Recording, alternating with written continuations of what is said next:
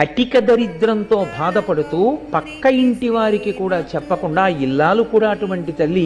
ఆయన 27 పర్యాయములు లలితా సహస్రనామ స్తోత్రంతో అమ్మవారిని పూజ చేసి కటిక దరిద్రంలో 27 పర్యాయములు మంచినీటిని లలితా అమ్మవారికి నైవేద్యం చేశారు. చేసి ఆయన ఇంకొకసారి లలితా సహస్రం చదవడానికి ఓపిక లేదు. అప్పటికే అన్నం తిని చాలా రోజులు అయిపోయింది. లలితా సహస్రం చదవబోయి మాదన్ను పడిపోయి స్పృహ తప్పిపోతూ ఇంకా నోటి వెంట పలుకు పలకలేక, అప్పుడు కూడా గురువు గారి మాట మీదే నమ్మకం. గురువు గారు నాకు ఈ మంత్రం ఇచ్చారు, పరదేవత ఉన్నది అని చెప్పారు, నన్ను కాపాడుతుంది పరదేవత, ఆయన నమ్మకం అంతే.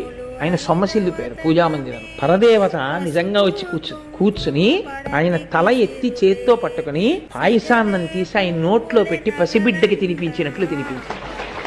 అంతే. ఇక రాఘవనారాయణ శాస్త్రి గారి జీవితంలో వెనక్కి తిరిగి